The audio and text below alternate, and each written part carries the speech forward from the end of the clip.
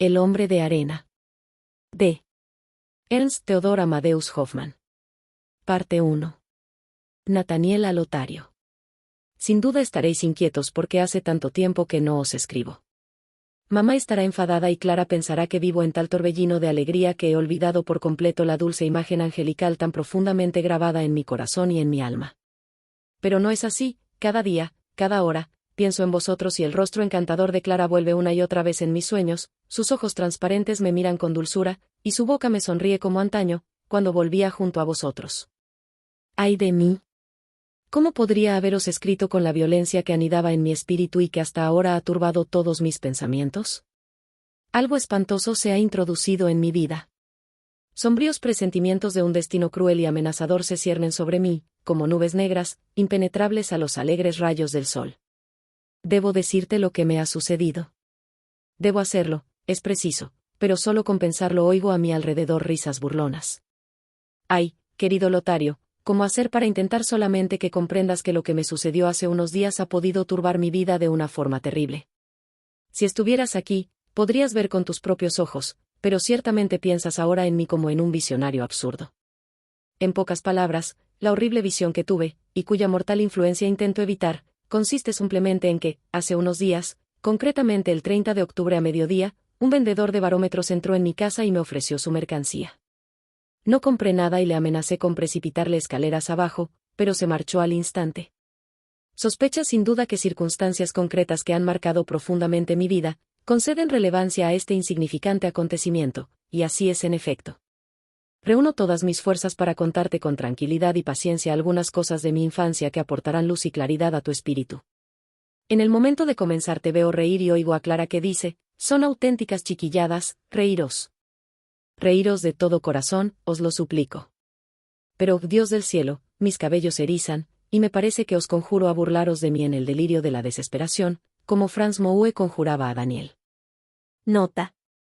En Los bandidos de Schiller. Vamos al hecho en cuestión. Salvo en las horas de las comidas, mis hermanos y yo veíamos a mi padre bastante poco.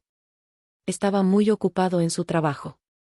Después de la cena, que, conforme a las antiguas costumbres, se servía a las 7, íbamos todos, nuestra madre con nosotros, al despacho de nuestro padre, y nos sentábamos a una mesa redonda. Mi padre fumaba su pipa y bebía un gran vaso de cerveza. Con frecuencia nos contaba historias maravillosas, y sus relatos le apasionaban tanto que de baja que su pipa se apagase, yo estaba encargado de encendérsela de nuevo con una astilla prendida, lo cual me producía un indescriptible placer.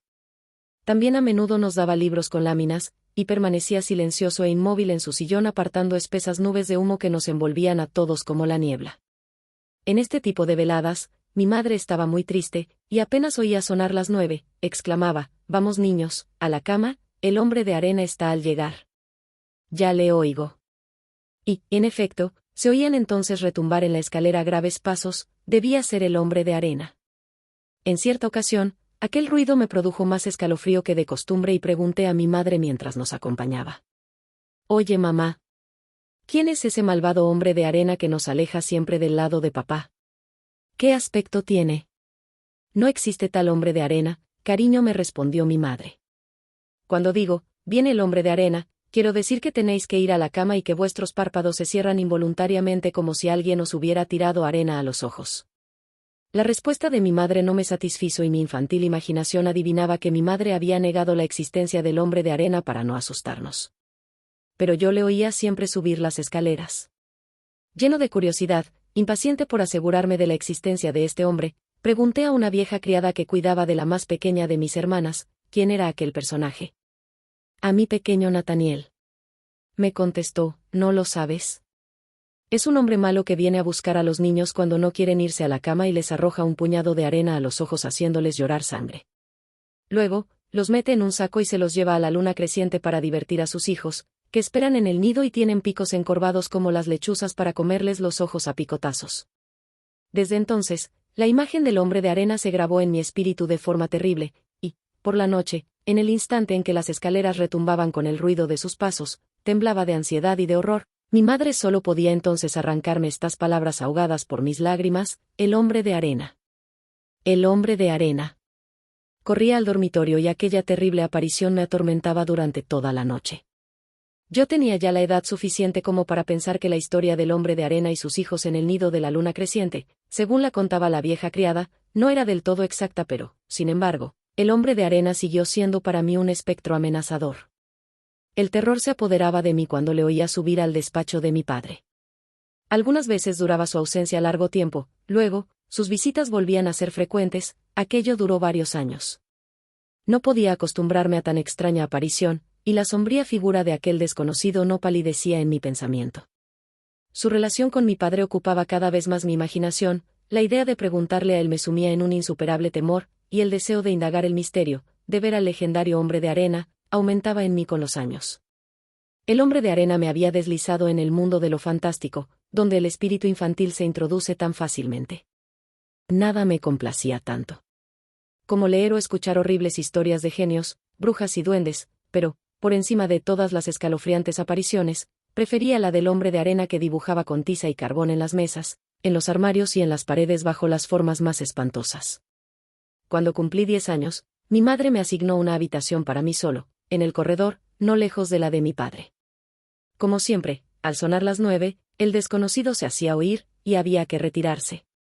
Desde mi habitación, le oía entrar en el despacho de mi padre, y poco después, me parecía que un imperceptible vapor se extendía por toda la casa. La curiosidad por ver al hombre de arena de la forma que fuese crecía en mí cada vez más. Alguna vez abrí mi puerta, cuando mi padre ya se había ido, y me deslicé en el corredor, pero no pude oír nada, pues siempre habían cerrado ya la puerta cuando alcanzaba la posición adecuada para poder verle. Finalmente, empujado por un deseo irresistible, decidí esconderme en el gabinete de mi padre, y esperar allí mismo al hombre de arena. Por el semblante taciturno de mi padre y por la tristeza de mi madre supe una noche que vendría el hombre de arena. Pretesté un enorme cansancio y abandonando la sala antes de las 9 fui a esconderme detrás de la puerta. La puerta de la calle crujió en sus goznes y lentos pasos, tardos y amenazadores, retumbaron desde el vestíbulo hasta las escaleras. Mi madre y los niños pasaron apresuradamente ante mí. Abrí despacio, muy despacio, la puerta del gabinete de mi padre. Estaba sentado, como de costumbre en silencio, y de espaldas a la puerta. No me vio, y corrí a esconderme detrás de una cortina que tapaba un armario en el que estaban colgados sus trajes. Después los pasos se oyeron cada vez más cerca, alguien tosía, resoplaba y murmuraba de forma singular. El corazón me latía de miedo y expectación. Muy cerca de la puerta, un paso sonoro, un golpe violento en el picaporte, los goznes giran ruidosamente. Adelanto a mi pesar la cabeza con precaución, el hombre de arena está en medio de la habitación, el resplandor de las velas ilumina su rostro. El hombre de arena, el terrible hombre de arena es el viejo abogado Coppelius que a veces se sienta a nuestra mesa. Pero, el más horrible de los rostros no me hubiera causado más espanto que el de aquel Coppelius. Imagínate un hombre de anchos hombros con una enorme cabeza deforme, una tez mate, cejas grises y espesas bajo las que brillan dos ojos verdes como los de los gatos y una nariz gigantesca que desciende bruscamente sobre sus gruesos labios. Su boca torcida se encorva aún más con su burlona sonrisa, en sus mejillas 2 manchas rojas y unos acentos a la vez sordos y silbantes se escapan de entre sus dientes irregulares. Coppelius aparecía siempre con un traje color ceniza, de una hechura pasada de moda, chaqueta y pantalones del mismo color, medias negras y zapatos con hebillas de strass. Su corta peluca, que apenas cubría su cuello, terminaba en 2 bucles pegados que soportaban sus grandes orejas, de un rojo vivo, e iba a perderse en un amplio tafetán negro que se desplegaba aquí y allá en su espalda y dejaba ver el broche de plata que sujetaba su lazo. Aquella cara ofrecía un aspecto horrible y repugnante, pero lo que más nos chocaba a nosotros, niños, eran aquellas grandes manos velludas y huesudas, cuando él las dirigía hacia algún objeto, nos guardábamos de tocarlo. Él se había dado cuenta de esto y se complacía en tocar los pasteles o las frutas confitadas que nuestra madre había puesto sigilosamente en nuestros platos, entonces él gozaba viendo nuestros ojos llenos de lágrimas al no poder ya saborear por asco y repulsión las golosinas que él había rozado. Lo mismo hacía los días de fiesta, cuando nuestro padre nos servía un vasito de vino dulce. Entonces se apresuraba a coger el vaso y lo acercaba a sus labios azulados, y reía diabólicamente viendo cómo solo podíamos exteriorizar nuestra rabia con leves sollozos. Acostumbraba a llamarnos los animalitos, en presencia suya no nos estaba permitido decir una sola palabra y maldecíamos con toda nuestra alma a aquel personaje odioso, a aquel enemigo que envenenaba deliberadamente nuestra más pequeña alegría. Mi madre parecía odiar tanto como nosotros al repugnante Coppelius, pues, desde el instante en que aparecía, su dulce alegría y su despreocupada forma de ser, se tornaban en una triste y sombría gravedad. Nuestro padre se comportaba con Coppelius como si éste perteneciera a un rango superior y hubiera que soportar sus desaires con buen ánimo. Nunca dejaba de ofrecerle sus platos favoritos y descorchaba en su honor vinos de reserva. Al ver entonces a Coppelius me di cuenta de que ningún otro podía haber sido el hombre de arena, pero el hombre de arena ya no era para mí aquel ogro del cuento de la niñera que se lleva a los niños a la luna, al nido de sus hijos con pico de lechuza. No. Era una odiosa y fantasmagórica criatura que dondequiera que se presentase traía tormento y necesidad, causando un mal durable, eterno. Yo estaba como embrujado, con la cabeza entre las cortinas, a riesgo de ser descubierto y cruelmente castigado. Mi padre recibió alegremente a Coppelius. «Vamos. Al trabajo», exclamó el otro con voz sorda quitándose la levita. Mi padre, con aire sombrío, se quitó su bata y los dos se pusieron unas túnicas negras. Mi padre abrió la puerta de un armario empotrado que ocultaba un profundo nicho donde había un horno. Coppelius se acercó, y del hogar se elevó una llama azul. Una gran cantidad de extrañas herramientas se iluminaron con aquella claridad. Pero, Dios mío, qué extraña metamorfosis se había operado en los rasgos de mi anciano padre. Un dolor violento y terrible parecía haber cambiado la expresión honesta y leal de su fisonomía, que se había contraído de forma satánica. Se parecía a Coppelius. Este manejaba unas pinzas incandescentes y atizaba los carbones ardientes del hogar. Creí ver a su alrededor figuras humanas, pero sin ojos. En su lugar había cavidades negras, profundas, horribles. «Ojos, ojos», gritaba Coppelius con voz sorda, amenazadora.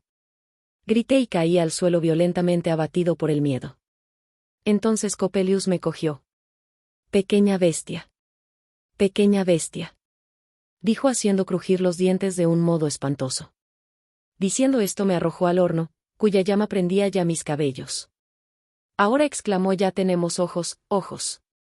¿Un hermoso par de ojos de niño?». Y con sus manos cogió del hogar un puñado de carbones ardientes que se disponía a arrojar a mis ojos, cuando mi padre, con las manos juntas, le imploró: «Maestro. Maestro. Deja los ojos a mi Nathaniel. Déjaselos». Coppelius se echó a reír de forma estrepitosa. «Que el niño conserve sus ojos para que éstos realicen su trabajo en el mundo, pero, puesto que está aquí, observemos atentamente el mecanismo de sus pies y de sus manos». Sus dedos apretaron todas las articulaciones de mis miembros, que crujieron, y me retorció las manos y los pies de una forma y de otra. «Esto no está del todo bien. Tan bien como estaba. El viejo lo ha entendido perfectamente». Coppelius murmuraba esto mientras me retorcía, pero pronto, todo se volvió oscuro y confuso a mi alrededor, un dolor nervioso agitó todo mi ser, no sentí nada más.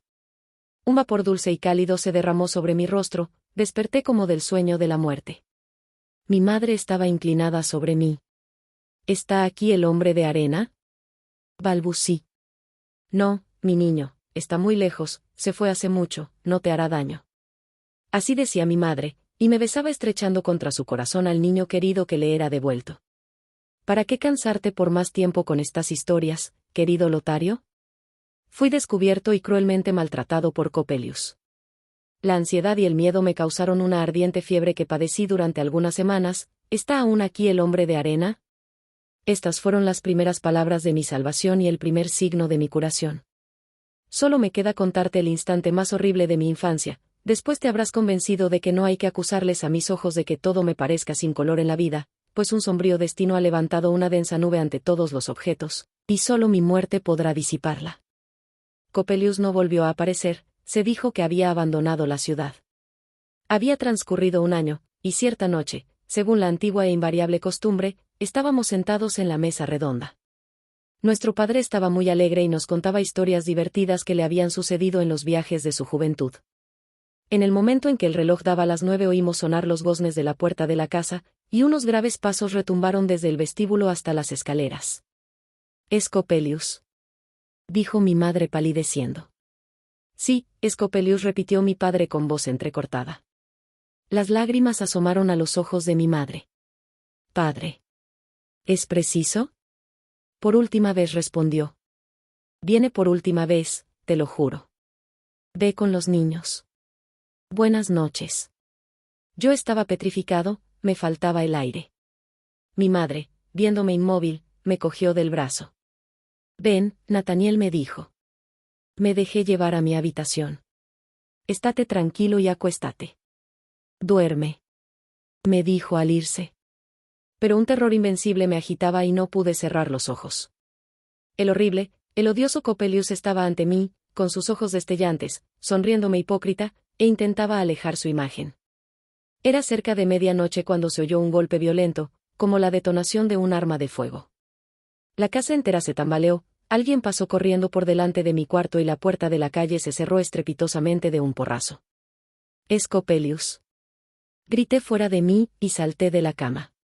Oí gemidos, corrí a la habitación de mi padre, la puerta estaba abierta, se respiraba un humo asfixiante, y una criada gritaba. «El señor. El señor». Delante del horno encendido, en el suelo, yacía mi padre, muerto, con la cara destrozada. Mis hermanas, de rodillas a su alrededor, clamaban y gemían. Mi madre había caído inmóvil junto a su marido. «Coppelius, monstruo infame.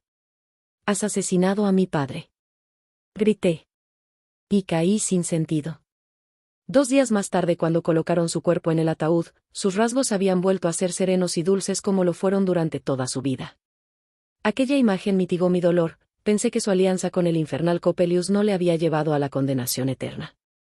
La explosión había despertado a los vecinos, el suceso causó sensación, y las autoridades, que tuvieron conocimiento del mismo, requirieron la presencia de Coppelius. Pero había desaparecido de la ciudad sin dejar rastro. Si te dijera, querido amigo, que el vendedor de barómetros no era otro sino el miserable Coppelius, comprenderías el horror que me produjo tan desgraciada y enemiga aparición. Llevaba otro traje, pero los rasgos de Coppelius están demasiado profundamente marcados en mi alma como para poder equivocarme. Además, Coppelius ni siquiera ha cambiado de nombre. Se hace pasar aquí, según tengo oído, por un mecánico piamontés llamado Giuseppe Coppola.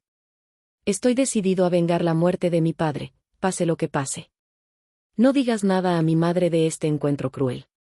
Saluda a la encantadora Clara, le escribiré con una mayor presencia de ánimo. Queda con Dios, etc. Clara a Nathaniel. Es cierto que hace mucho que no me has escrito, pero creo, sin embargo, que me llevas en tu alma y en tus pensamientos, pues pensabas vivamente en mí cuando, queriendo enviar tu última carta a mi hermano Lotario, la suscribiste a mi nombre. La abrí con alegría y solo me di cuenta de mi error al ver estas palabras: «Ay, mi querido Lotario». Sin duda no debería haber seguido leyendo y debí entregar la carta a mi hermano. Alguna vez me has reprochado entre risas el que yo tuviera un espíritu tan apacible y tranquilo que si la casa se derrumbara, antes que huir, colocaría en su sitio una cortina mal puesta, pero apenas podía respirar y todo daba vueltas ante mis ojos, mi querido Nathaniel, al saber la infortunada causa que ha turbado tu vida. Separación eterna, no verte nunca más, este presentimiento me atravesaba como un puñal ardiente. Leí y volví a leer. Tu descripción del repugnante Coppelius es horrible. Así he sabido la forma cruel en que murió tu anciano y venerable padre. Mi hermano, a quien remití lo que le pertenecía, intentó tranquilizarme, sin conseguirlo. El fatal vendedor de barómetros Giuseppe Coppola me perseguía, y casi me avergüenza confesar que ha turbado, con terribles imágenes, mi sueño siempre profundo y tranquilo. Pero de pronto, desde la mañana siguiente, todo me parece distinto. No estés enfadado conmigo, amor mío, si Lotario te dice que a pesar de tus funestos presentimientos sobre Coppelius no se altera mi serenidad en absoluto. Te diré sinceramente lo que pienso.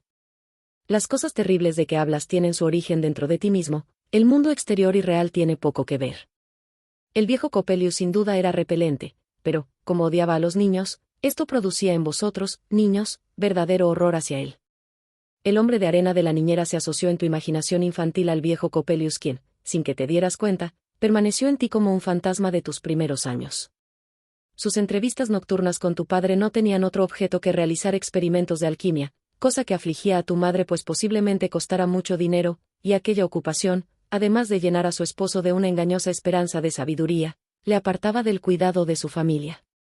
Tu padre sin duda causó su muerte por imprudencia suya, y Coppelius no es culpable. ¿Creerías que ayer pregunté a un viejo vecino boticario si los experimentos químicos podían causar explosiones mortales?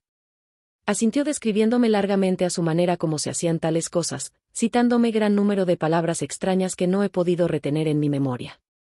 Ahora vas a enfadarte con tu Clara, dices, en su frío espíritu no entra ni un solo rayo misterioso de los que tantas veces abrazan al hombre con sus alas invisibles, ella percibe tan solo la superficie coloreada del mundo y se alegra como un niño a la vista de frutas cuya dorada cáscara esconde un mortal veneno. Ah, mi bien amado Nathaniel. ¿Acaso no piensas que el sentimiento de un poder enemigo que se agita de manera funesta sobre nuestro ser, no puede penetrar en las almas sonrientes y serenas? Perdóname, si yo, una simple jovencita, intento expresar lo que siento ante la idea de una lucha semejante. Quizá no encuentro las palabras adecuadas y tú te ríes, no de mis pensamientos, sino de mi torpeza para expresarlos. Si realmente existe un poder oculto que tan traidoramente hunde sus garras en nuestro interior para cogernos y arrastrarnos a un camino peligroso que habríamos evitado, si tal fuerza existe, debe doblegarse ante nosotros mismos, pues sólo así ganará nuestra confianza y un lugar en nuestro corazón, lugar que necesita para realizar su obra. Si tenemos la suficiente firmeza, el valor necesario para reconocer el camino hacia el que deben conducirnos nuestra vocación y nuestras inclinaciones, para caminar con paso tranquilo, nuestro enemigo interior perecerá en los vanos esfuerzos que haga por ilusionarnos. También es cierto, añade Lotario, que la tenebrosa presencia a la que nos entregamos, crea con frecuencia en nosotros imágenes tan atrayentes que nosotros mismos producimos el engaño que nos consume. Es el fantasma de nuestro propio yo cuya influencia mueve nuestra alma y nos sumerge en el infierno o nos conduce al cielo. ¿Te das cuenta, querido Nathaniel? Mi hermano y yo hemos hablado de oscuras fuerzas y poderes que a mí, después de haber escrito, no sin esfuerzo, lo más importante, se me aparecen sosegadas, profundas. Las últimas palabras de Lotario no las entiendo del todo bien, solo intuyo lo que piensa, y sin embargo, me parece rigurosamente cierto. Te lo suplico, aparta de tu pensamiento al odioso abogado Coppelius y al vendedor de barómetros Coppola. Convéncete de que esas extrañas figuras no tienen influencia sobre ti. Solo la creencia en su poder enemigo las vuelve enemigas. Si cada línea de tu carta no expresara la profunda exaltación de tu espíritu, si el estado de tu alma no afligiera mi corazón, podría bromear sobre tu hombre de arena y tu abogado alquimista. Alégrate. Me he prometido estar a tu lado como un ángel guardián y arrojar al odioso Coppola de una loca carcajada si viniera a turbar tu sueño. No le temo en absoluto, ni a él ni a sus horribles manos que no podrían estropearme las golosinas ni arrojarme arena a los ojos. Hasta siempre, mi bien amado Nathaniel, etc.